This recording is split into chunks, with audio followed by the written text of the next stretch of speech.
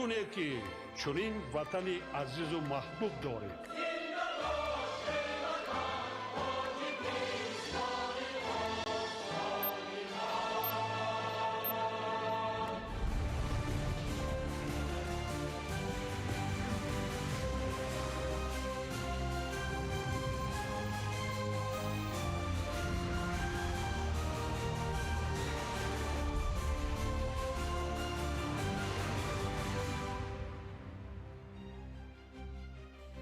ассалому алайкум бинандагони гиромӣ. нашри муфассали барномаи иттилоотии ахборро мустақиман манзуратҳо менамоем. қарори раиси маҷлиси миллии маҷлиси олии ҷумҳурии тоҷикистон дар бораи даъват намудани иҷлосияи панҷуми маҷлиси миллии маҷлиси олии ҷумҳурии тоҷикистон даъвати ҳафтум. мутобиқи моддаи 52 конститутсияи ҷумҳурии тоҷикистон ва моддаи 24 қонуни конститутсионии ҷумҳурии тоҷикистон дар бораи маҷлиси олии ҷумҳурии тоҷикистон қарор мекунам. иҷлосияи панҷуми маҷлиси миллии маҷлиси олии ҷумҳурии тоҷикистон даъвати ҳафтум 6 феврали соли 2026 соати 10 дар шаҳри душанбе даъват карда шавад. раиси маҷлиси миллии маҷлиси олии ҷумҳурии тоҷикистон рустами эмомалӣ, шаҳри душанбе 3 январи соли 2026. шӯрои маҷлиси миллии маҷлиси олии ҷумҳурии тоҷикистон иттилоъ медиҳад ки дар иҷлосияи панҷуми маҷлиси миллии маҷлиси олии ҷумҳурии тоҷикистон даъвати ҳафтум баррасии ҳисоботи прокурори генералии ҷумҳурии тоҷикистон дар бораи ҳолати назорати риояи дақиқ ва иҷрои якхелаи қонунҳо дар ҳудуди ҷумҳурии тоҷикистон дар соли 2025, қонуни ҷумҳурии тоҷикистон дар бораи истифодаи маблағҳои фонди захиравии бонки миллии тоҷикистон, қонунҳои ҷумҳурии тоҷикистон дар бораи ворид намудани тағйиру иловаҳо ба кодекси меҳнати ҷумҳурии тоҷикистон, дар бораи ворид намудани тағйиру иловаҳо ба кодекси манзили ҷумҳурии тоҷикистон, дар бораи ворид намудани тағйиру иловаҳо ба кодекси шаҳрсозии ҷумҳурии тоҷикистон, оид ба ворид намудани тағйиру иловаҳо ба қонуни ҷумҳурии тоҷикистон, дар бораи рамзҳои давлатии ҷумҳурии тоҷикистон ва дигар қонунҳои қабулнамудаи маҷлиси намояндагони маҷлиси олии ҷумҳурии тоҷикистон дар назар дошта шудааст. роғун коргузори нангу номус ва ҷабҳаи бузурги созандагист. тоҷикистон ба истиқлолияти энергетикӣ наздиктар мешавад. садда рамзи дӯстӣ, меҳнат ва эҳёи табиат. таҷлили ҷашни садда дар шаҳру ноҳияҳои кишвар. рушди саноат дар кишвар. бунёди коргоҳу корхонаҳои саноатӣ дар шаҳри норак. имкониятҳои рушди иқтисодӣ фароҳам мегардад. баргузории озмуни ҷумҳуриявии фуруғи субҳи доноӣ китоб аст. арҷгузорӣ ба дониш, китоб ва маърифат. шарҳи ин ва дигар хабарҳо дар нашри муфассали барномаи иттилоотии ахбор. роғун корзори нангу номус ва ҷабҳаи бузурги созандагист. ҳамин азми устувору қавӣ ва матини иродагист ки имрӯзҳо кор дар тамоми қитъаҳои сохтмонӣ тибқи нақшаҳои пешбинӣ гардида ҷараён дорад. таваҷҷӯҳ намоед ба гузориши ҳамкорони мо аз ҷараёни бунёди ин иншооти азими аср. нерӯгоҳи барқи обии роғун имрӯз на танҳо як иншооти азими энергетикӣ, балки таҷассуми иродаи миллӣ, сарчашмаи ватандӯстӣ, муттаҳидиву сарҷамъӣ ва рамзи азамату бузургии миллати тоҷик ба ҳисоб меравад. роғун ормони деринаи халқ, пояи истиқлоли энергетикӣ ва кафили ояндаи дурахшони тоҷикистони соҳиби истиқлол аст. айни замон корҳои сохтмонӣ дар иншооти азими энергетикии кишвар, нерӯгоҳи барқи обии роғун новобаста аз шароити номусоиди обу ҳаво бо суръати баланд идома доранд. ҳатто дар ин рӯзҳои сарду барфӣ ки мушоҳида мекунед, фарзандони ватандӯсти миллати тоҷик бо азми қавӣ, иродаи матин ва эҳсоси баланди масъулият дар ин корзори нангу номуси миллӣ аҳлонаву якдилона заҳмат мекашанд.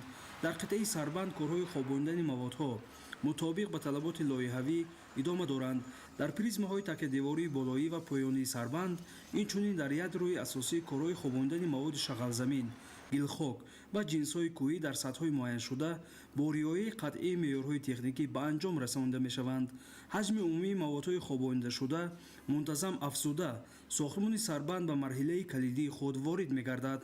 дар ядрои сарбанд корҳои умумии мустаҳкамкунӣ ва сементатсия бо ҷалби мутахассисони баландихтисос ҷараён доранд.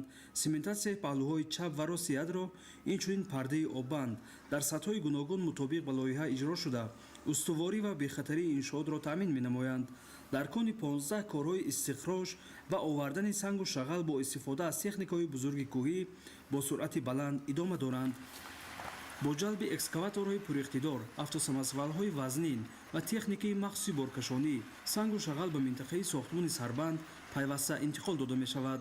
раванди кор бо реҷаи шабонарӯзӣ ба роҳ монда шуда таъмини саривақтии маводи сохтмонӣ барои қитъаҳои асосии Сарбанд таъмин мегардад. ин фаъолият дар пешрафти умумии сохтмон ва иҷрои нақшаҳои истеҳсолӣ нақши муҳим мебозад. сохтмони нерӯгоҳи барқи обии Роғун бо заковат, иродаи матин, роҳбариву ҳидоятҳои хиратмандони пешвои муаззами миллат муҳтарам Эмомалӣ Раҳмон ва бо кӯшишу заҳмати содиқонаи мардуми созандаи тоҷик ҳатман анҷом хоҳад ёфт. Роғунро ғуруру нангу номус бунёд месозад. ғуруру нанги пешвои маҳбуби миллат ва халқи сарбаланди тоҷик.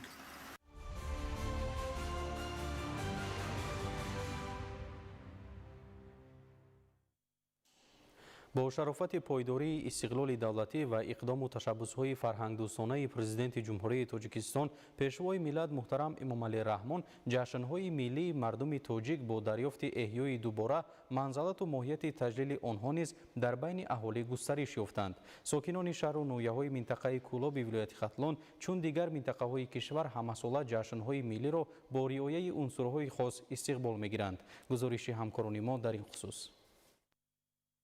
мардуми тоҷик ибтидо аз давраҳои бостон бунёдгузори ҷашну маросимҳои зиёди миллӣ буданд ки бо хусусиятҳои тақвимиву таҷлил дар мавсимҳои гуногун таҷассуми ҷанбаҳои мухталифи фаъолияти меҳнатӣ, шуғли кишоварзиву ривоҷ додани истеҳсолот, пешбурди кори деҳқониву дигар ҷанбаҳои фарҳангиву инсондӯстона доштанашон моҳияту маҳбубияти хосеро соҳиб гаштанд.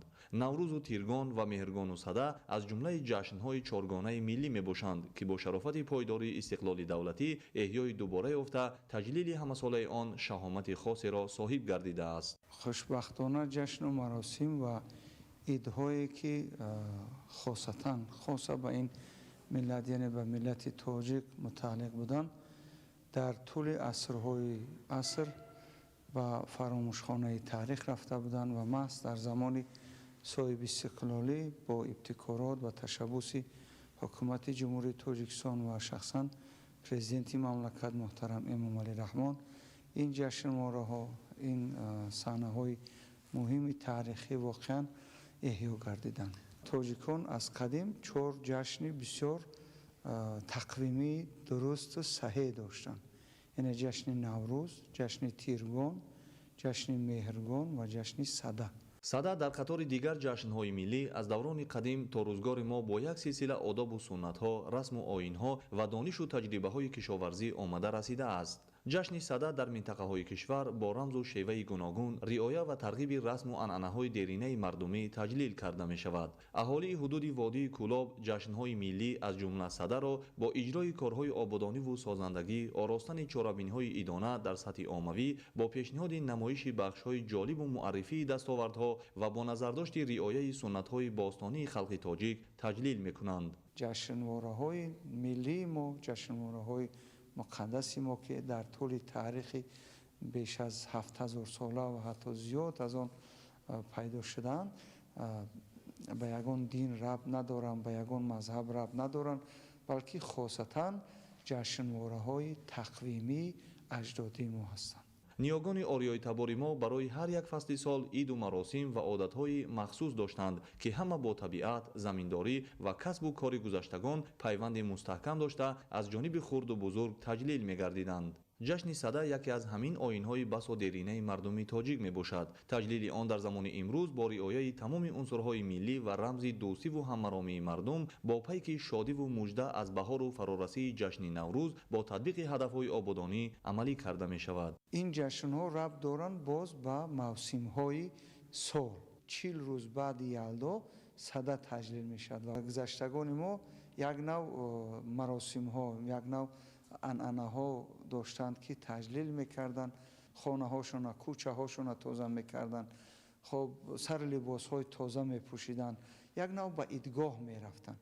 ҷашни сада бо пешниҳоди тоҷикистон соли 2023 аз ҷониби созмони ҷаҳонии юнеско ба феҳристи мероси ғайримоддии башарият ворид карда шуда моҳияти ин ҷашни таърихиро шаҳомати бештар бахшид. дар раванди баргузории ҷашни сада аз ҷониби бонувон оростани суфраи идона бо таомҳои гуногуни миллӣ, ташкил кардани намоишфурӯши ниҳолҳои дарахтони мевадиҳандаву сояафкан ва ороишӣ, дастовардҳо ва техникаолоти кишоварзӣ, барпо сохтани маҳфилҳои фарҳангӣ, инчунин риоя ва иҷрои дигар унсурҳои хоси миллӣ муҳим ба шумор меравад. сада рамзи пирӯзии гармиву нур бар сардӣ ва торикӣ ба ҳисоб меравад. ҳамасола мардуми тоҷикистон ин ҷашни сирф миллиро бо ҳамовозии қишрҳои гуногуни ҷомеа дар фазои фараҳбахшу тантанаи шодиву муҳаббати самимӣ бо ифтихор аз оромиву суботи пойдори кишвар таҷлил менамоянд. Олим Носирзода, Хуршеди Нодирхон, Ахбор.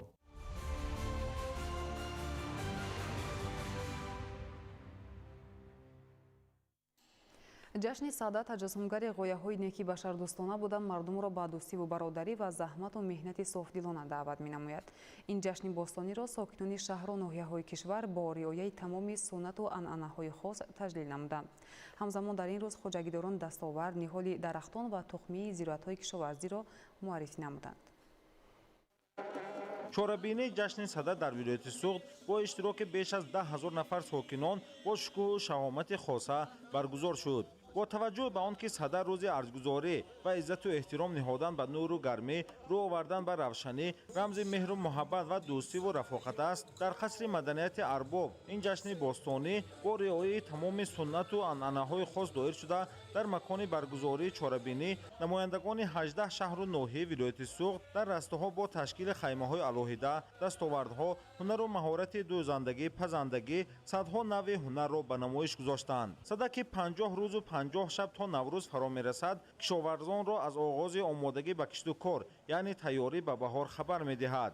растаҳои маҳсулоти кишоварзӣ, анвои гуногуни нониву қаннодӣ, намунаи таомҳои миллӣ, тухмаи зироат, гӯшаи ниҳоли дарахтони мевадиҳандию ҳамешасабз, гулу буттаҳои ороишӣ, техника ва таҷҳизоти кишоварзӣ макони чорабиниро шукӯҳу шаҳомати хоса мебахшед. дар ин баробар дар макони асосии тантанаҳои ҷашнӣ намунаи ҳунарҳои мардумӣ аз қабили зардӯзӣ, гулдӯзӣ, қолинбофӣ, заргарӣ, бурёббофӣ, сабадбофӣ, оҳангарӣ ва армуғонсозӣ ба намоиш гузошта шуд. таъкид гардид ки дар натиҷаи заҳмати софдилонаи кишоварзони вилояти Суғд ки соли гузашта анҷом доданд, имрӯз фаровонии маҳсулот дар бозорҳо ва файзу баракати дастурхони сокинон таъмин аст. иттилоъ дода шуд ки соли 2025 аз вилояти Суғд ҳаҷми истеҳсоли маҳсулоти кишоварзӣ ба 26 миллиард сомонӣ расонида шуда, 4 миллион тонна маҳсулоти кишоварзӣ истеҳсол гардидааст ва инчунин содироти маҳсулот ба хориҷи кишвар афзоиш ёфтааст. таъкид гардид ки истиқлоли давлатӣ, ташаббусҳои неки президенти ҷумҳурии Тоҷикистон, пешвои миллат муҳтарам Эмомалӣ Раҳмон барои мардуми кӯҳанбунёди тоҷик имкони таърихӣ фароҳам овард, ки анъанаҳои фарҳангӣ ва ҷашнҳои миллии худро дар шаклу муҳтавои наву замонавӣ эҳё ва таҷлил намоянд. имсол дар баробари дигар оинҳои хуҷастии ҷашни сада, намоишфурӯши ниҳол, тухмии зироати кишоварзӣ ва дастгоҳу таҷҳизоти меҳнат ҳамчун рамзи оғози корҳои баҳорӣ ва ободониву созандагӣ маҳз дар ҳамин рӯз доир карда шуд. ҳамзамон ба ифтихори ҷашни сада барои шодию фараҳи иштирокдорон, ҳунармандони вилоят барномаи мукаммали фарҳангиро пешниҳод намуданд, ки басо ҷолибу диданӣ буд. дар шаҳри Исфара яке аз ҷашнҳои бостонии мардуми тоҷик, ҷашни аҷдодии сада бо риояи суннатҳои аҷдодӣ ва шукӯҳу шаомати хоса таҷлил гардид. меҳмонон аз намоишгоҳи маҳсулоти кишоварзӣ ва ҳунарҳои дастӣ ки аз ҷониби аҳли заҳмат ба намоиш гузошта шуда буданд, дидан намуданд. маҳсули ҳунарҳои мардумӣ ба намоиш гузошташудаи намояндагони ҷамоатҳои шаҳраку деҳот, корхонаву ташкилот ва муассисаҳои таълимӣ аз завқи баланд, маҳорати беназир ва таърихи бои косибиву ҳунармандӣ дар шаҳру деҳоти Исфара дарак медод. мардум бо рӯҳияи баланди идона аз ҷашни сада истиқбол гирифтанд, то пайки ин ҷашни ориёӣ мададгори кишоварзон шуда ба рушди боғдориву токпарварӣ, гулкорию гулпарварӣ, чорводорию зироаткорӣ ва дар маҷмӯъ ободкорӣ мусоидат намояд. дар чорабинӣ тазаккур дода шуд ки бо шарофати истиқлолияти давлатӣ ва ташаббусҳои неки фарҳангпарваронаи пешвои миллат, президенти ҷумҳурии Тоҷикистон محترم امامعلی رحمان ارزش‌های فرهنگی و سنتی نیاگانمان که از تاریخ زیاد از 5000 ساله دارند از نو احیا گردیده در حیات مردم صاحب معرفت و صاحب فرهنگ و تمدن آفر تاجیک موقع شایسته و جایگاه مخصوص کسب نمودند. در انجام برنامه فرهنگی سرشار شکرانه و فضای آسوده و آرام ترغیبگر صلح و وحدت، دوستداری وطن و طبیعت و رسیدن به قدر آب و زمین دیار پیشکشی حاضرین گردانیده شد. امروز در ناحیه دیوشتیج جشن سده با تمام عنصر و ارزگذاری‌ها به فرهنگ و تمدن خلق تاجیک با شکوه و خاطرمان دایر گردید. مکان برگزاری چهاربینی جشنی مرکز ناحیه نزد قصر فرهنگ انتخاب گردیده نمایندگان مقامات اجرایی حکومت دولتی، حفظ حقوق و ترتیبات، کشاورزان همه شکل‌های خواجگیداری ناحیه، کاسبان و هنرمندان، کدبانوهای چیره‌دست، طبیبان و آموزگاران، ورزشکاران و ساکنان 8 جماعت شهرک و دهات ناحیه را جمع آورده بود. همگان محصول مهنت و زحمت خش را به معرض تماشا گذاشته توجه شرکت کنندگان جشن سده را به خود جلب نمودند. از جمله مکانیزاتوران و کشاورزان چشمکاردان ناحیه آمادگی خش را به موسم نو کشت و کار و شودگار زمین‌ها ثابت ساخته انواع مختلف تکنیک‌های کشاورزی را در یک قطار به نمایش گذاشتند. مسئول مقامات اجرایی حکومت دولتی ناحیه دیوشتیج ضمن برآمد خش ابراز نمود که برگزاری جشن و سنت‌های مردمی و ملی تاجیک از قبیل سده، نوروز، مهرگان و تیرگان برای به نسل آینده میراث گذاشتن نازکی‌های تاجیکانه آن قرض هر یک فرد فرهنگ دوست و میهن پرست می باشد. در فرجام برنامه رنگین کنسرتی کارمندان بخش فرهنگ مقامات اجرایی حکومت دولتی ناحیه دیوشتیج ادامه بخش چهاربینی‌های فرهنگی در ناحیه دیوشتیج گردید. عین حال ما در باغ فرهنگ و فراغتی شهر ترسونزاده قرار داریم و طوری می‌بینید خرد و کلان شهر از رسیدن جشن سده خوشحالی می‌کنند و این جشن تاریخی را با رعایت فرهنگ و سنت و عنعنه‌های نیک گذشتگانمون تجلیل می‌نمایند. جشن سده یکی از جشن‌های کهن به حساب رفته رمزی گرمی، روشنایی و آغاز آمادگی به کشت و کار بهاری میباشد. از فرا رسیدن این جشن تاریخی ساکنان شهر ترسونزاده نیز استقبال کردند. در باغ مرکزی شهر ساکنان و مهمانان ضمن برگزاری چهاربینی‌های فرهنگی، نمایش‌های هنرهای مردمی و تکنیک‌های کشاورزی اشتراک نموده این جشن اجدادی را با رعایت تمام سنت و عنعنه‌های ملی برگزار نمودند. مسئولین مقامات اجرایی حکومت دولتی شهر ترسونزاده ضمن چهاربینی تاکید داشتند که جشن سده یکی از رمزهای مهم فرهنگ ملی بوده. مژده‌رسان گرمی، روشنایی و نزدیکشوی فصل بهار به شمار می‌رود. تجلیل چنین جشن‌های ملی گواه آن است که ملت تاجیک صاحب تاریخ کهن، فرهنگ غنی و سنت و آیین‌های نادر و فرق کننده میباشد. با شرافت استقلالیت دولتی صاحب اختیار گردیدن ملت تاجیک با سروری اساسگذار صلح و وحدت ملی پیشوای معظم ملت محترم امامعلی رحمان چند سال باز این جشن تاریخی نیز در سرتاسر مملکت با شکوه و شهامت خاص تجلیل کرده می شود که این گونه اقدام‌های نکو باعث احیای آیین و سنت‌های نیاگان می‌گردد. به خاطر ارج گذاشتن به ارزش‌های ملی و حفظ نمودن چنین عنعنه‌های نیک ساکنان شهر ترسونزاده با شکرگزاری از دوران صلح و ثبات جشن سده را با شکوه و شهامت خاصه تجلیل نمودند که برگزاری این چهاربینی به ساکنان تأثیرات نیک خود را باقی گذاشت.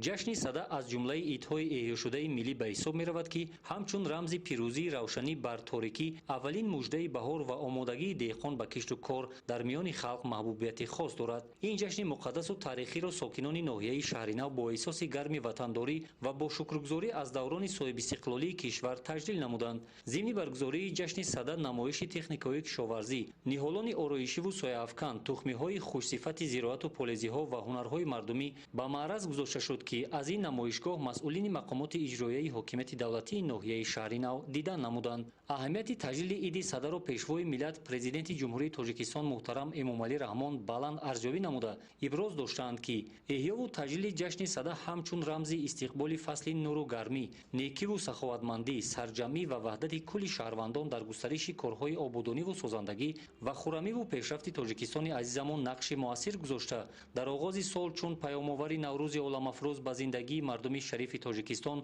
مژده خرمی و خوشبختی خواهد آورد. ساکنان ناحیه شهرینو نیز از فرا رسیدن این جشن باستانی شاد و سرافراز گردیده آن را با شکوه و شهامت خاص تجلیل نمودند.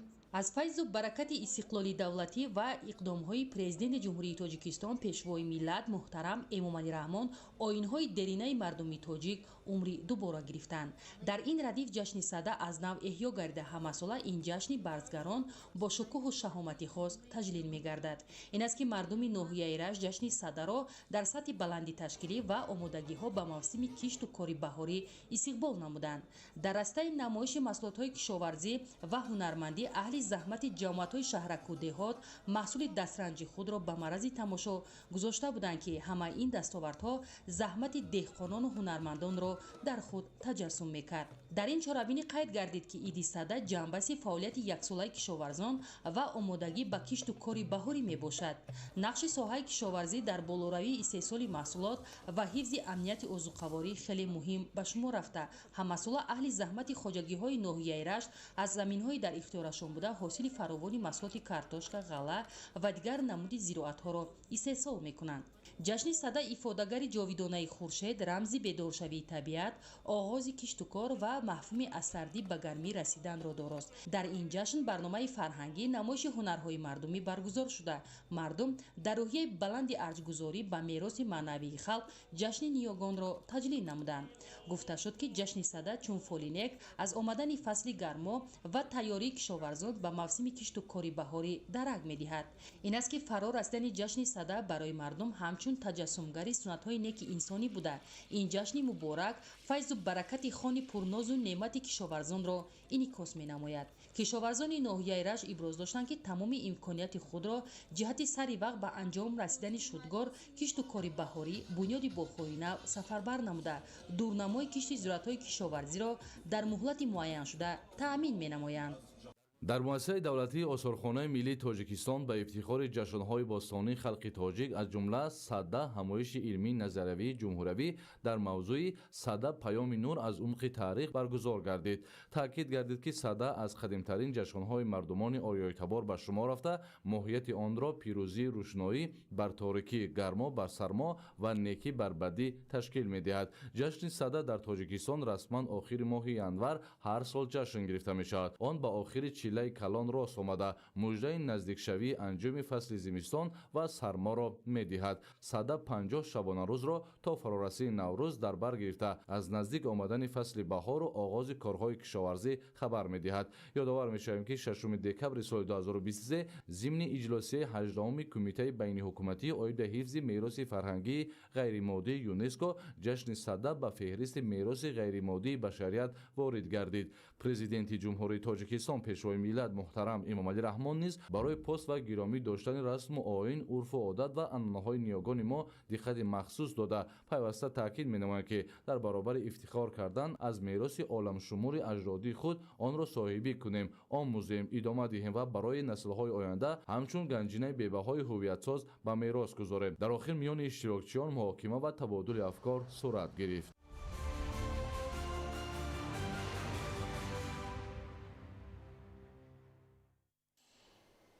дар шароити тағйирёбии иқлим истифодаи самараноки об барои рушди соҳаи кишоварзӣ манфиатовар мебошад. имрӯз яке аз роҳҳои муассири ҳалли ин масъала ҷорӣ намудани обёрии қатрагӣ ва ба роҳ мондани кишти зироат дар зери плёнка ба шумор меравад. дар ин замина аз ҷониби ниҳодҳои дахлдори шаҳру ноҳияҳои минтақаи Кӯлоб чораҳои саривақтӣ андешида мешаванд. шарҳи бештари мавзӯъ дар таҳияи ҳамкоронамон. дар ҷумҳурии тоҷикистон рушду пешрафти қариб ҳамаи бахшҳои иқтисодиёти миллӣ бахусус соҳаи кишоварзӣ ки таъминкунандаи асосии аҳолӣ бо маводи озуқа маҳсуб меёбад аз истифодаи самараноки заминҳои мавҷуд буда барқарорсозиву аз нав ба гардиши кишоварзӣ даровардани заминҳои солҳо бекорхобида ва инчунин аз худкунии заминҳои нав вобаста мебошад. дар шароити феълӣ ҳамзамон ҷорӣ намудани технологияи камасрафи обёрӣ аз масоили муҳим дониста мешавад, зеро яке аз омилҳои асосии баландбардоштани истеҳсоли маҳсулоти кишоварзӣ обёрии саривақтӣ ва беҳтар намудани ҳолати мелиоративии заминҳои корам ба ҳисоб меравад. дар ин росто дар шаҳру ноҳияҳои водии Кӯлоб хоҷагидорон барои сарфаи оби полезӣ аз усули обёрии қатрагӣ ва дар зери плёнка ба роҳ мондани кишту парвариши зироати кишоварзӣ истифода мекунанд ки ин тадбир ба манфиати кор мебошад. афзалиятноки оби қатрагӣ дар он аст ки об ба решаи растанӣ ворид шуда ҳосилнокӣ ва намнокии заминро нигоҳ дошта барои аз эрозия нигоҳ доштани заминҳо ва қавати намнокии хокро нигоҳ медорад.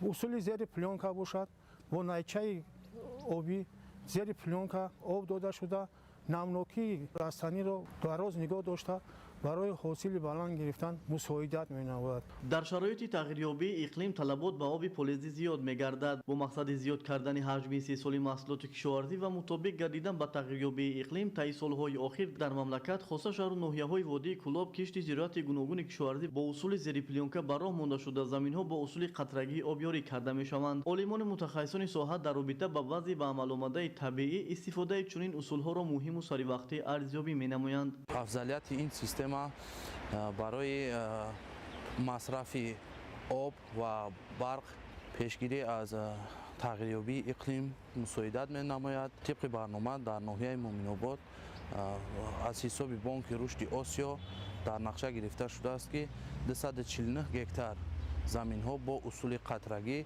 дар оянда дар ҷамъияти деҳоти тутён ба роҳ монда шавад. умуман барои таъмини заминҳои корам ба оби полезӣ аз ҷониби масъулони идораи давлатии беҳдоштии замин ва обёрии шаҳру ноҳияҳои минтақаи кӯлоб тадбирҳои саривақтӣ амалӣ гардида истоданд. дар ин шабу рӯзҳо бо истифода аз техникаҳои соҳавӣ каналҳои обрасон ва заҳбуру заҳкашҳо аз қуму гили ҷамъшуда тоза гардида истоданд. дар ин баробар аҳли заҳмати хоҷагиҳои деҳқониву кооперативҳои сесолӣ низ ба кишту кори зироати баҳорӣ ва баландбардоштани самаранокии замин омодагиҳои ҳамаҷониба дида истоданд. анваршо сайдализода, сайҳомиди шариф, минтақаи кӯлоб, ахбор.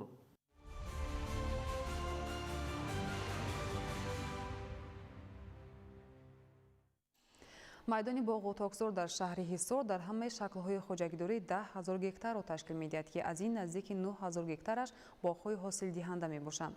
бо мақсади баланд бардоштани маҳсулнокии боғҳо дар ин рӯзҳои сарди зимистон хоҷагидорон барои ҳосили дилхоҳ ба даст овардан дар заминҳои корами лалмӣ баҳри таъмини намии зарурӣ талош менамоянд.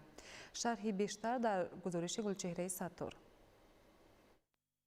боғдорони шаҳри ҳисор ба хотири таъмини сабади истеъмолӣ бо меваҳои аз лиҳози экологӣ тоза ин шабу рӯз бо тавсияи мутахассисону таҷрибаи кофии боғдорӣ дар шароити заминҳои корами лалмӣ дар бехи ҳар як дарахт мувофиқи меъёри агротехникӣ барфро дуртар аз танаи ниҳол захира мекунанд.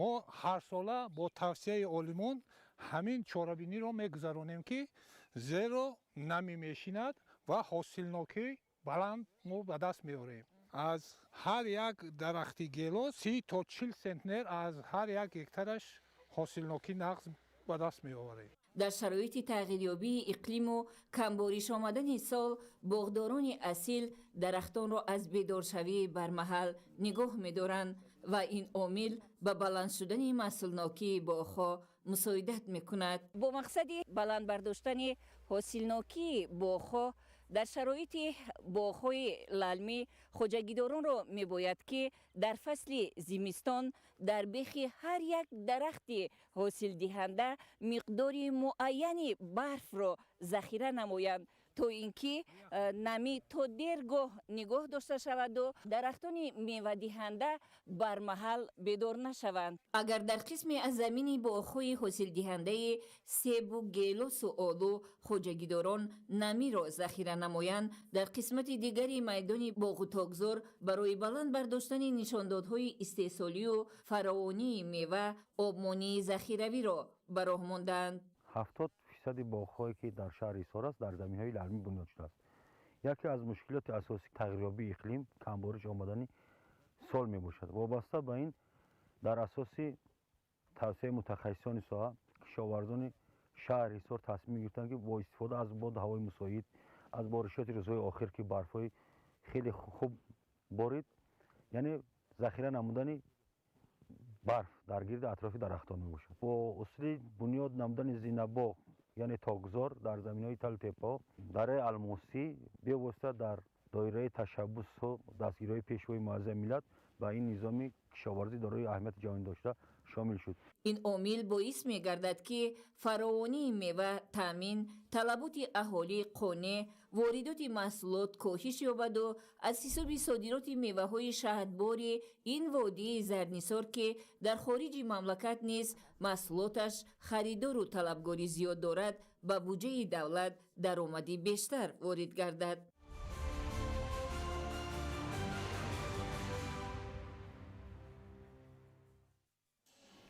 робияи балхӣ дар баробари садҳо шоирон аввалин шоира дар адабиёти тоҷику форс мебошад ки ашъори пурмаънову пурғановати оламгир дорад.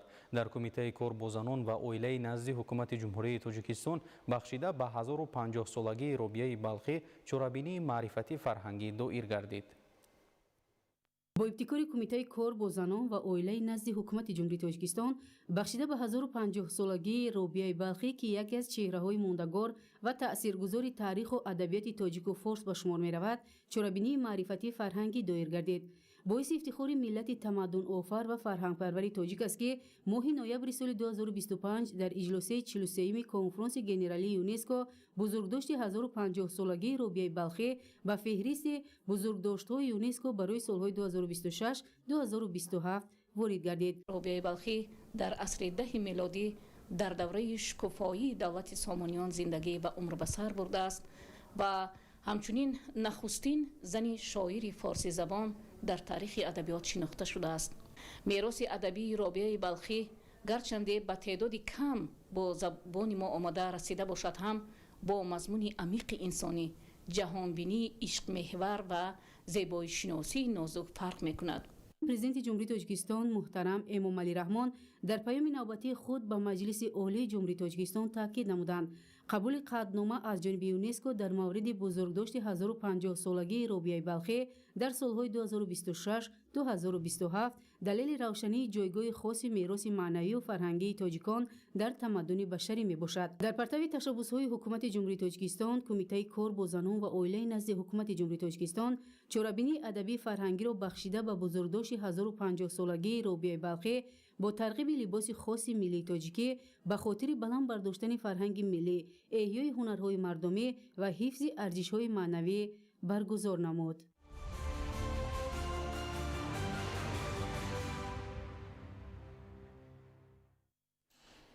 соли 2025 иштироки хонандагони ноҳияи Данғара дар озмуни ҷумҳуриявии фуруғи субҳи донои китоб аст назар аз арзубӣ мегардад.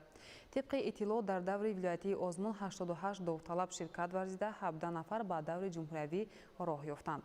идомаи мавзӯъ дар гузориши Салоҳиддин Неъматзода.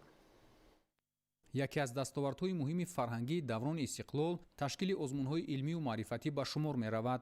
озмунҳои ҷумҳуриявии фуруғи субҳи донои китоб аст. тоҷикистон ватани азизи ман ва илм фуруғи маърифат бо ташаббус ва сарпарастии пешвои миллат муҳтарам Эмомалӣ Раҳмон роҳандозӣ шуда таи чанд сол аст ки дар саросари кишвар баргузор мегардад. дар ноҳияи Данғара низ солбасол шумораи иштирокчиён ва ғолибони ин озмунҳо афзоиш ёфта.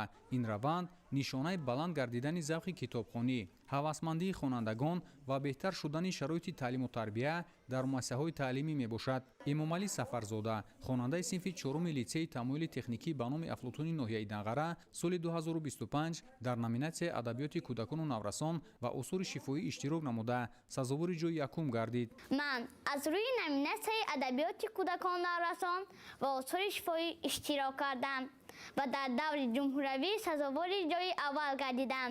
миннатдории худамро ба асосгузори сулҳу ваҳдати миллӣ, пешвои муаззами миллат, муҳтарам ҷаноби олӣ Эмомалӣ Раҳмон мерасонам. ба таъкиди мутахассисон, таълиму тарбия дар ҳамбастагии се ниҳоди муҳими иҷтимоӣ, оила, мактаб ва ҷомеа ба роҳ монда мешавад. дастгирии пайвастаи омӯзгорон, масъулияти волидон ва меҳнати худи хонанда боис гардид ки Эмомалӣ Сафарзода дар синни хурдсолӣ бо мутолиаи пайвастаи осори адибон миёни садҳо довталаб ба комёбӣ даст ёбад. писари ман тӯли 2 сол мешавад ки дар ин озмун иштирок мекунад. соли аввал то давраи вилоятӣ иштирок кард ва сазовори ҷои ифтихорӣ гашт ва аз ин рӯ ҳафтода нашуда соли дуюм боз хонданро давом дод ва имсол дар озмуни ҷумҳуриявии фуруғи субҳи донои китоб аст аз рӯи номинатсияи адабиёти кӯдакон ва наврасон сазовори ҷои аввал гашт. барои дар чунин озмунҳо иштирок кардан мебояд ки падару модар фарзандонашро назорат кунад, давомоти дарсашро, хонданашро. мо ҳар рӯз баъд аз дарс бо онҳо 6 дарс тайёр мекунем, китоб мехонем, سوال جواب ها میکنین؟ ما کوشش نمودیم فرزند خود را در برابر آموزگار در خانه نظارت بریم و فرزند خود را دستگیری نماییم و طول 2 سال با معلمه خود کار برد و در خانه با ما. امام علی در سال 2025 نتیجه زحمت های خود را به دست آورد و این افتخار ما و افتخار عائله ما، افتخار مکتب می باشد. дар маҷмӯъ соли 2025 аз ноҳияи Данғара 88 нафар довталаб дар даври вилоятии озмуни ҷумҳуравии фуруғи субҳи донои китоб аст иштирок намуда 17 нафарашон ба даври ҷумҳуравӣ роҳ ёфтанд. аз ин шумора 8 нафар соҳиби ҷойҳои намоён гардиданд ки чунин натиҷаҳо нишонаи рушди устувори маърифат, китобхонӣ ва дастгирии истеъдодҳои наврас дар ноҳия арзёбӣ мешавад. Салоиддин Неъматзода, Завқибек Абдурахмон, ноҳияи Данғара, Ахбор.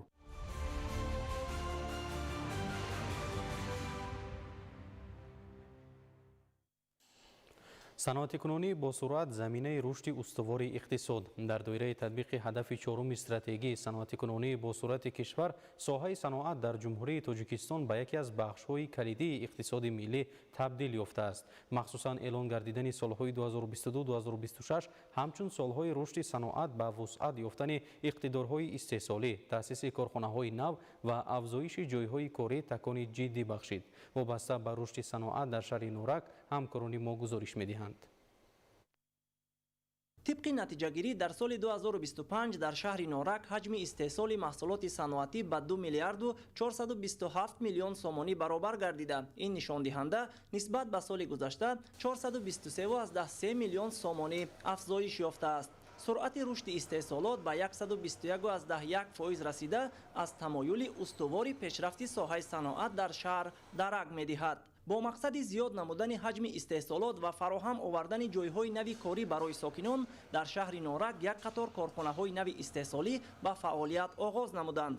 عین حال در حدود شهر 26 کارگاه و کارخانه صنعتی فعالیت می‌کند که سهم نظررس در رشد اقتصادی محلی دارند. قابل ذکر است که رشد ساحه صنعت نه تنها به بالاروی اقتدار استحصالی کشور مساعدت می‌نماید، بلکه در بهتر گردیدن سطح زندگی ساکنان، کاهش دادن مهاجرت مهنتی و تحکیم اقتصاد ملی نقش مهم دارد. در همین زمینه در شهر نورک به رشد صنعت توجه خاصه ظاهر گردیده. در برابر فعالیت ثمره‌بخش کارخانه‌های موجوده، همچنین وابسته به طلبات بازار و هوسمندی صاحبکاران محلی، اقتدارهای نوی استحصالی مورد استفاده قرار داده می‌شوند. با مقصد زیاد نمودن حجم استحصال محصولات صنعتی، تامین اهالی با جای کاری دائمی در این دوره، 2 کارخانه صنعتی که استحصال بتون ساختمانی، کارخانه استحصال آب نوشابه، کارگاه‌های استحصال ظرف‌های پلاستیکی، کارگاه شبکه‌های مستحکم کننده پنجره گرد سرحدی با رنگ و بار، 2 عدد کارگاه خرد استحصالی خشت قیری، کارگاه استحصالی مبل، فابریکه استحصالی گوشت مرغ و 2 عدد ارتل‌های هنرمندی مهنت دست خانگی ساخته به استفاده داده شدند که زیاده از 170 نفر شهروندان شهر با جای کار دائمی تامین می‌گردند. در دایره تدبیرهای سازندگی به استقبال جشن 35 سالگی استقلال دولتی در برابر دیگر انشاءات جشنی، تجدید و نوسازی مجموعه گرمخانه‌های دائم عمل کننده با مساحت عمومی 6 گکتار ادامه دارد. هدف اساسی این اقدام افزون نمودن حجم استحصال محصولات و تأسیس جایهای نوی کاری برای ساکنان می باشد. عین زمان در قسمت نوسازی شده گرمخانه پرورش گل‌های گوناگون آرایشی به راه مانده شده، کارهای استحصالی مرحله به مرحله گسترش می‌یابند. این گرمخانه که در مقیاس جمهوری از کلانترین به حساب می رود، با تکنولوژی‌های معاصر و اصول‌های اینوواسیونی پرورش تامین بوده، در آینده نزدیک به یک مرکز بزرگ استحصال محصولات تر و تازه و از لحاظ اکولوژی خوش‌صفت تبدیل خواهد یافت. اسماعیل صاحب نظریان، اسکندر سعید، شهر نورک، اخبار.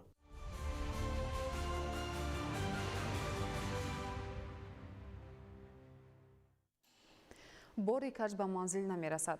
فعالیت نظررس حامیان وطن بران مساعدت کرد که فعالیت گروه نشأه جلو پیشگیری کرده شده مواد زیادی نشأه آور مصادره گردد. گزارش نوبتی ادامه بخش همین موضوع است.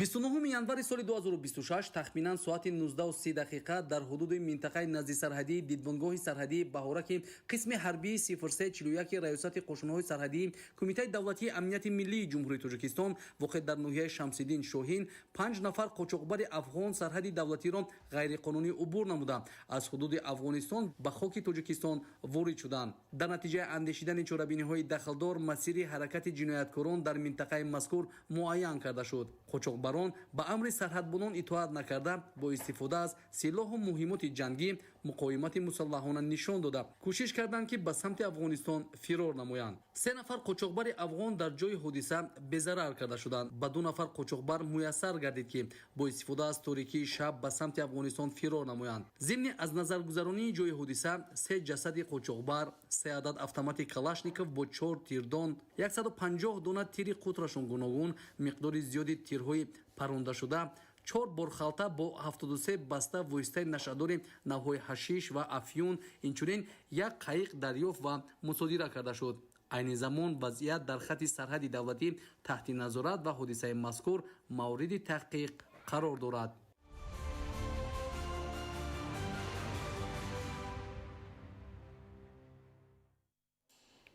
бориши барфи рӯзҳои охир мушкилиро барои ҳаракати воситаҳои нақлиёт дар роҳи душанбе чаноқ ба вуҷуд овард. давоми 2 рӯзи охир дар ин масир наздики 20 тармаи хурду бузург фаромад. нимаи дуюми рӯзи 29 моҳи равон оқибатҳои офати табиӣ бартараф ва ҳаракати воситаҳои нақлиёт таъмин карда шуд. ҳамкорони мо гузориш медиҳанд. рӯзҳои охир бориши барф ва фаромадани тармаҳо масъулияти кормандони филиали ширкати саҳомии Innovative Road Solutions Ltd дар ҷумҳурии Тоҷикистон ки нигаҳдории роҳи душанбе чаноқро ба уҳда доранд бештар кардааст, хусусан дар ҳудуди ноҳияҳои Варзов ва Айнӣ, зеро дар ин ҳудуд ки роҳ дар минтақаҳои кӯҳӣ бунёд шудааст, бориши барф ва фаромадани тармаҳо зиёд буда, дар чунин вазъи обу ҳаво таъмини ҳаракати воситаҳои нақлиёт кори саҳлу осон нест. ҳамзамон ҳангоми тоза кардани роҳ аз барфу тарма ҷони механизаторону дигар кормандони масъули филиали ширкат зери хатар қарор мегирад. сарфи назар аз бориши барф ва хатари тармафарои фаъолияти кормандони филиали ширкат дар ин масир шабонарӯзӣ буда, мақсад аз он иборат аст ки ҳаракати воситаҳои нақлиёт ба таври ҳамешагӣ таъмин бошад. кормандони филиали ширкат дар ҳудуди ноҳияҳои Варзов ва Айнӣ бо истифода аз техникаю механизми зарурӣ тармаҳои фаромадаро тоза ва роҳро бо маводи зидди лағжиш коркард намуданд. аз ҷумла рӯзҳои 28 ва 29 январ аз километри 41 то 83 роҳ 17 тармаи хурду калон фаромад ки кормандон бо истифода аз техникаю механизми пуриқтидор оқибатҳои офати табииро бартараф карданд. тармаҳои фаромада то 10 метр баландӣ ва то 200 метр паҳноӣ дошт. тавре маълум гардид дар аксар қитъаҳои роҳи душанбе чаноқ барфбаланд буда хатари тармафароӣ ҳам зиёд аст. дар ҳолати зарурӣ, хусусан дар вақти барфрезии зиёд ва бештар шудани хатари тармафароӣ, маҳдуд гардидани ҳаракати воситаҳои нақлиёт дар навбати аввал ба бехатарии ронандагону мусофирон рабт дорад ва ин тасмим дар ҳамоҳангӣ бо раёсати бозрасии давлатии автомобилӣ, вазорати корҳои дохилӣ ва кумитаи ҳолатҳои фавқулода ва мудофиаи гражданӣ назди ҳукумати ҷумҳурии Тоҷикистон амалӣ карда мешавад. нимаи дуюми рӯзи 29 январи соли равон ҳаракати воситаҳои нақлиёт дар роҳи душанбе чаноқ аз ҳарду ҷониб барқарор гардид.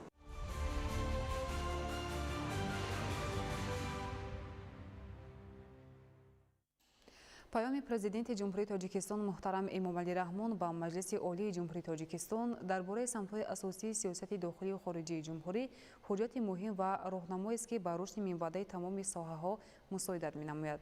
таи 10 соли охир, яъне дар давраи татбиқи 2 барномаи миёнамуҳлати рушди кишвар ки марҳалаҳои фосилавии иҷрои стратегияи миллии рушд то соли 2030-ро дар бар мегиранд, ба хотири расидан ба ҳадафҳои стратегӣ ва баландбардоштани сатҳу сифати зиндагии аҳолӣ иқдомоти муҳиму самарабахш амалӣ карда шуданд. идомаи мавзӯъ дар гузориши ҳамкорона мо. паёми президенти ҷумҳурии Тоҷикистон ба Маҷлиси олӣ воситаи муҳими муоширати мустақим бо ҷомеа буда барои муттаҳид кардани нерӯ дар атрофи ҳадафҳо ва вазифаҳои умумӣ саҳми бориз дорад. дар кумитаи хоҷагии манзилию коммуналии назди ҳукумати ҷумҳурии тоҷикистон аснои омӯзиш ва чун дастурамал истифода намудани паём бо такя ба ин ҳуҷҷати муҳим хусусияти ҳадафҳои рушд дар раванди ҷаҳонишавӣ василаи самарабахш арзёбӣ гардид. дар паёми президенти ҷумҳурии тоҷикистон ба маҷлиси олӣ самтҳои афзалиятноки фаъолияти мақомоти давлатӣ ва институтҳои ҷомеаи шаҳрвандӣ баҳри фаъолияти судовар возеҳ муайян шуда, вазифаҳо мушаххас ва муҳлати расидан ба онҳо муқаррар гардидааст. таъкид шуд ки дар давоми 10 соли охир, яъне дар давраи татбиқи 2 барномаи миёна муҳлати рушди мамлакат ки марҳилаҳои фосилавии иҷрои стратегияи миллии рушд то соли 2030-ро дар бар мегиранд, ба хотири расидан ба ҳадафҳои стратегӣ ва баландбардоштани сатҳу сифати зиндагии аҳолӣ иқдоми муҳиму самарабахш амалӣ шуданд. масалан маҷмӯи маҳсулоти дохилӣ дар мамлакат 3,4 баробар зиёд гардида, иқтисоди миллӣ ҳар сол ба ҳисоби миёна 7,6% афзоиш ёфтааст. хурсандиовар он аст ки дар ин давра маҷмӯи маҳсулоти дохилӣ ба ҳар сари аҳолӣ 2,7 баробар афзоиш ёфта, аз 6000 сомонӣ соли 2015 ба 164,000 сомонӣ дар соли 2025 расид. муҳимтар аз ҳама, нишондиҳандаи дарозумрии аҳолӣ аз 70 ба 77 сол расида, дар ин муддат сатҳи камбизоатӣ то 19% коҳиш ёфт. дар натиҷаи амалисозии тадбирҳои мушаххас даромади пулии аҳолӣ аз 26 миллиард сомонӣ соли 2015 то 165 миллиард сомонӣ дар соли 2025, яъне беш аз 6 баробар афзоиш ёфт. ҳамин тариқ бо омӯзиши дақиқ баҳри фаъолияти оянда дар кумитаи хоҷагии манзилию коммуналии назди ҳукумати ҷумҳурии тоҷикистон низ ҳадафҳои мушаххас пеш гузошта шуд. дар донишгоҳи давлатии бохтар ба номи носири хусрав бо ташаббуси масъулини кумитаи иҷроияи ҳизби халқии демократии тоҷикистон дар вилояти хатлон вобаста ба шарҳу тавзеъи нуктаҳои паёми президенти ҷумҳурии тоҷикистон ба маҷлиси олии кишвар ҳамоиш доир карда шуд. қайд гардид ки давоми соли 2025 дар қаламрави вилоят корҳои зиёди ободониву созандагӣ, бунёди иншооти гуногун таъинот, сарсабзу хуррамгардонии муҳити зист сомон дода шуда, дар раванди ин тозакориҳо кумитаи иҷроияи ҳизби халқии демократии тоҷикистон дар вилояти хатлон ташкилотҳои ибтидоӣ ва аъзоёни фаъоли ҳизб саҳми арзанда гузоштаанд. масъалаҳои баландбардоштани маърифати ватандорӣ, омода намудани ҷавонон ба хизмати ҳарбӣ, вусъат бахшидани корҳои созандагӣ, таълиму тарбияи дурусти фарзандон ва татбиқи амалии талаботи як қатор қонунҳо зимни ин ҳамоиш баррасӣ гардид. дар вазъияти хотирмони ҳамоиши имрӯза собиқадорони ҳизб бо медали ҷашнии 30-солагии ҳизби халқии демократии тоҷикистон ва гурӯҳе аз пешсафони ҳизб бо тӯҳфаҳои молиявӣ сарфароз гардонида шуданд.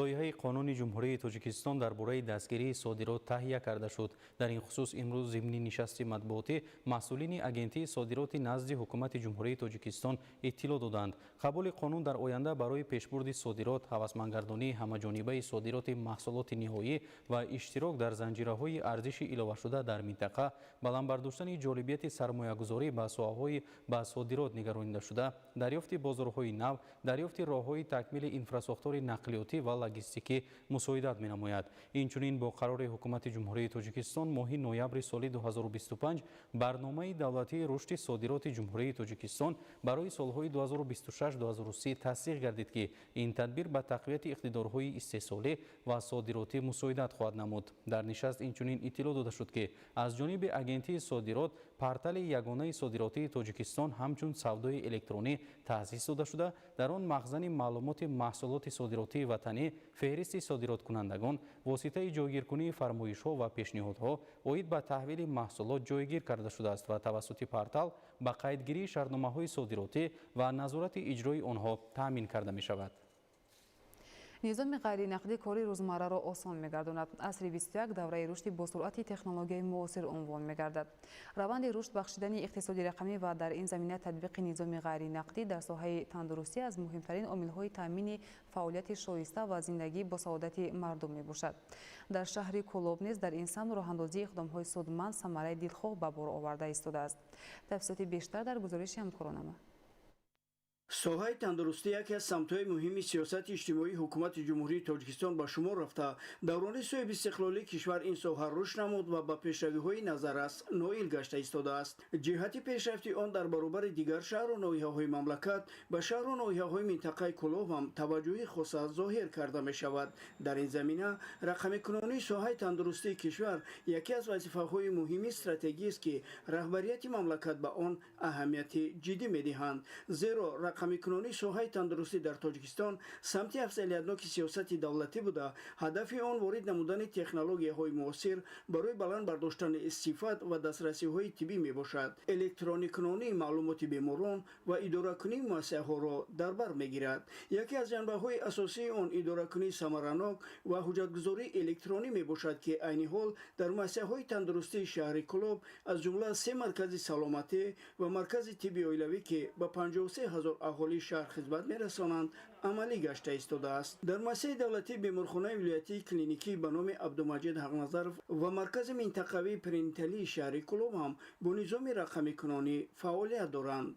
мо аз моҳи майи соли 2025 инҷониб бо системаи рақамкунонии омурӣ пайваст ҳастем ва ҳамаи занҳои таваллудкунандаро бо тифли навзодашон бо системаи рақамкунонӣ ворид намуда, ҳамзамон ҳамаи маълумотҳо дар барнома нигоҳ дошта мешаванд. рақамикунонии соҳаи тандурустӣ метавонад суръати афзоиши хароҷотро коҳиш диҳад, сифати хизматрасонии тиббиро дар муддати кӯтоҳ ва дарозмуддат беҳтар гардонад, самаранокии клиникӣ, иҷтимоӣ ва иқтисодиро баланд бардошта, дастрасии тиббиро беҳтар созад.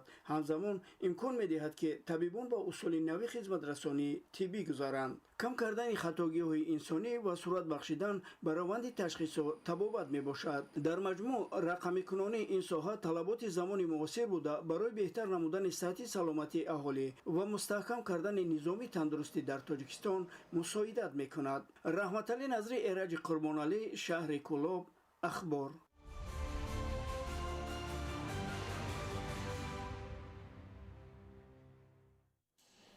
бар асари офати табиӣ дар Италия тақрибан 1000 нафарро ба ҷойи амн кӯчонидаанд. ҷопон дар давоми чанд рӯзи охир дучори сардии шадид гардид.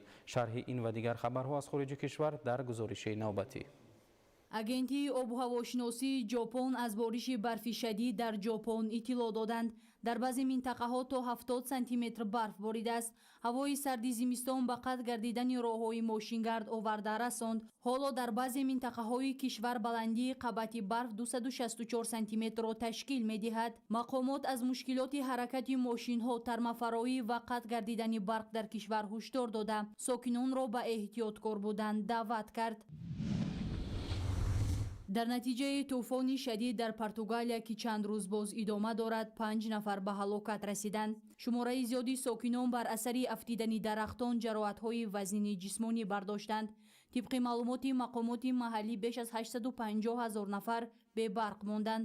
ҳоло ҳаракат дар шоҳроҳи асосие ки шаҳри Порту ва Лиссабонро ба ҳам мепайвандад қатъ гардидааст. чанд рӯз боз аз сабаби баланд гардидани оби дарёҳо, боришоти зиёди борон дар Ирландия тӯфони Чандра ба амал омад. тибқи иттилои хадамоти ҳолатҳои фавқулода, зарари обхезӣ дар Дублин зиёдтар ба назар мерасад. дар натиҷаи ин тӯфон вайроншавии роҳи оҳан, афтидани дарахтон, вайрон гардидани хонаҳои истиқоматӣ ба қайд гирифта шуд. бартарафсозии оқибатҳои тӯфон то ҳол идома дорад. дар Италия бар асари омадани ярч тақрибан 1000 нафарро ба ҷойи амн кӯчониданд. ин воқеа дар шаҳри нишеми Италия ки дар он тақрибан 25 000 нафар зиндагӣ мекунанд ба амал омадааст. ин шаҳр 30 сол пеш ба чунин вазъият дучор омада буд. мақомот изҳор кард ки хок ноустувор боқӣ мемонад. имкон аст ки як қитъаи дигари замин низ фурӯ равад ва биноҳои дигар низ зери хатар ҳастанд. дар ин минтақа ҳолати фавқулода эълон карда шуд. коршиносон ҳушдор медиҳанд ки чунин офатҳои табиӣ метавонанд то рафт бештар ба амал оянд. ин вобаста ба тағйирёбии иқлим аст.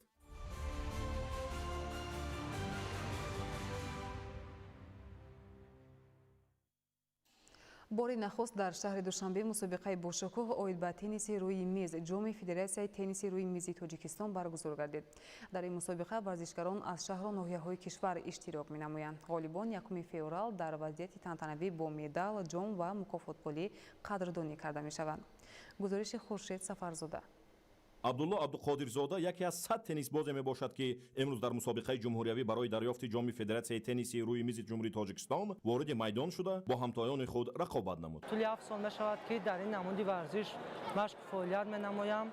устоди ман Султонов Байдло мебошад ки моро ба чемпионатҳои дохил аз ҷумҳурӣ ва берун аз ҷумҳурӣ тайёр мекунад ва моро ба он ҷойҳо мебарад. айни ҳол мо қарор дорем дар мусобиқаи кушоди ҷоми Федератсияи ҷумҳурии Тоҷикистон ки аз санаи 30 январ то санаи 1 феврали соли равон دوام میکند. قابل ذکر است که امروز در مجمع ورزشی دانشگاه ملی تاجیکستان با اشتراک رهبریت کمیته کار با جوانان و ورزش نزد حکومت جمهوری تاجیکستان، فدراسیای تنیسی روی میزی تاجیکستان، مربیان و ورزشکاران و دوستداران و هواداران ورزش نمود تنیسی روی میزی مراسم افتتاح رسمی مسابقه جمهوریوی برای دریافت جام فدراسیای تنیسی روی میزی جمهوری تاجیکستان برگزار گردید. مسابقه مذکور از 3 ینور تا 1 فوریه سال روان ادامه یافته، در آن ورزشکاران از شهر و ناحیه‌های مملکت 12 دسته بین مردان و 8 دسته بین زنان اشتراک دارند. باید گفت که تشکیل و برگزاری چنین مسابقه ها امکانیت می‌دهند که ورزشکاران با مهارت معرفی شوند و همه‌جانبه دستگیری یابند تا در مسابقه های بین المللی شرف ملت و دولت خویش را حمایت نمایند. من ورزشکار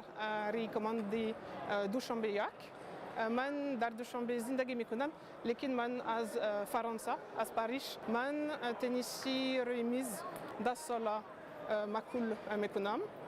من خصوصا در تاجیکستان با تنیسی روی میز بازی میکنم.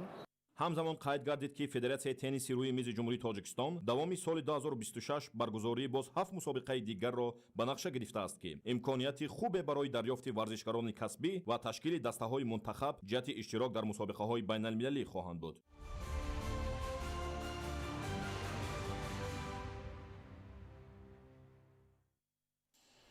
با مقصد ترغیب طرز حیاتی سالم و عمومی گرداندن ورزش در شهر استرافشان چمپیونات شهری اوید به فوتزال برگزار گردید. در مسابقه مذکور 16 دسته از جماعت دهات و محله های شهر اشتراک نمودند. گزارش همکاران ما در این خصوص. مشغول شدن به ورزش خصوصا بازی فوتبال یکی از راه‌های بهترین بهداشت سلامتی و ترغیب طرز حیات سالم اینچنین مهمترین وسیله متحدسازی به شمار می‌رود. با این مقصد در تالار ورزشی عزیزان شهری سرافشان باستانی چمپیونات شهری اوید به فوتزال برگزار و جنبست گردید. مسابقه مذکور در اساس دستورهای ثمربخش پرزیدنت فدراسیون فوتبال تاجیکستان محترم رستم امامعلی با ابتکار مقامات اجرایی حکومت دولتی شهری سرافشان و یک عده تشکیل کنندگان راه‌اندازی کرده شده. در آن 16 دسته پرقوت شرکت و بازی دیدنی انجام دادند. هدف از تشکیل مسابقه ورزشی عمومی گردانی بازی فوتبال همچون نمود ورزشی دوست داشته ترین ترغیب و تشویق آن میان نورسان و جوانان همچون واسطه ثمره بخش رشد جسمانی و روانی، تقویت رابطه‌های دوستی، بلند برداشتن سطح مهارت، آمادگی ورزشی و رقابت‌پذیری جوانان در رشته ورزش فوتبال و دریافت و دستگیری نمودن چهره‌های نو امیدبخش معنیداد می‌گردد.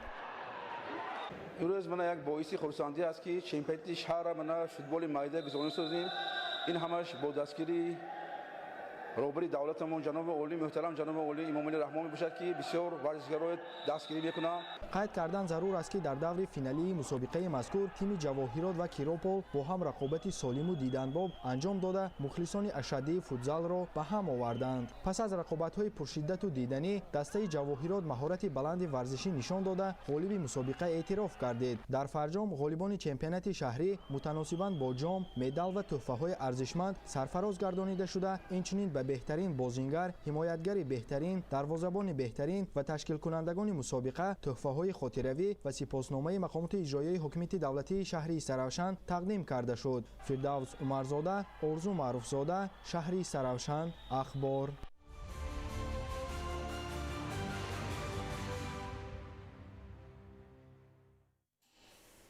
بینندگان گرامی این بود برنامه اطلاعاتی اخبار. خیر سلامت باشید.